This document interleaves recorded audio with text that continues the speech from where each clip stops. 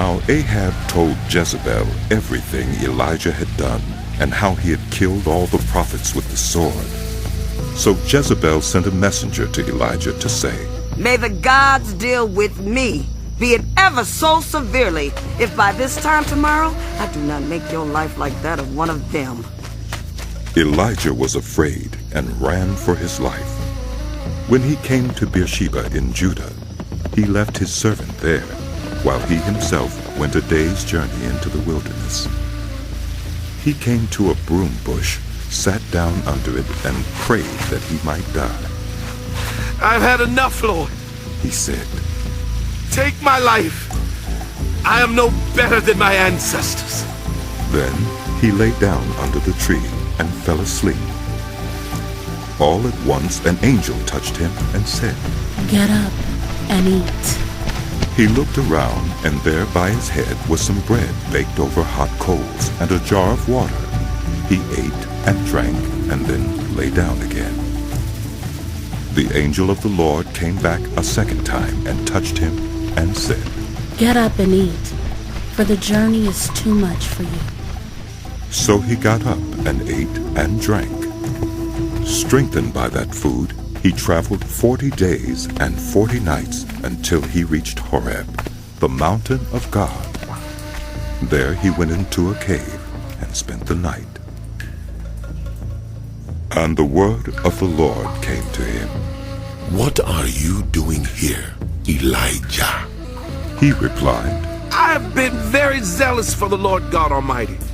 The Israelites have rejected your covenant, torn down your altars, and put your prophets to death with the sword. I am the only one left. Now they're trying to kill me too." The Lord said, "Go out and stand on the mountain in the presence of the Lord, for the Lord is about to pass by."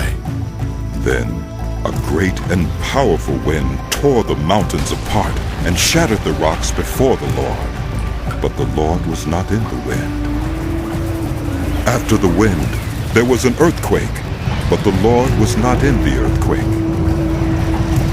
After the earthquake came a fire, but the Lord was not in the fire. And after the fire came a gentle whisper. When Elijah heard it, he pulled his cloak over his face and went out and stood at the mouth of the cave.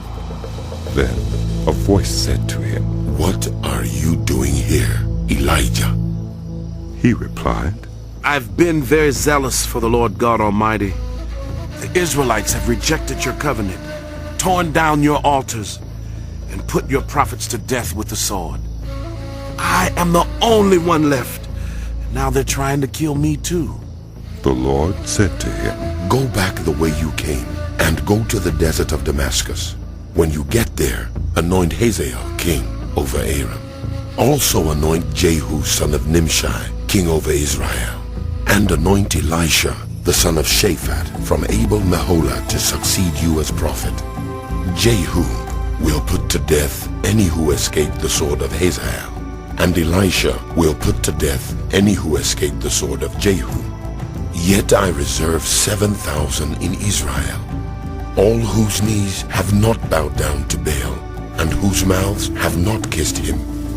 So Elijah went from there and found Elisha, son of Shaphat.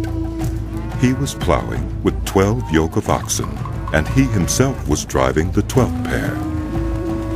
Elijah went up to him and threw his cloak around him. Elisha then left his oxen and ran after Elijah. "Let me kiss my father and mother goodbye," he said, "and then I will come with you." "Go back," Elijah replied. "What have I done to you?" So Elisha left him and went back. He took his yoke of oxen and slaughtered them. He burned the plowing equipment to cook the meat and gave it to the people, and they ate. Then he set out to follow Elijah and became his servant.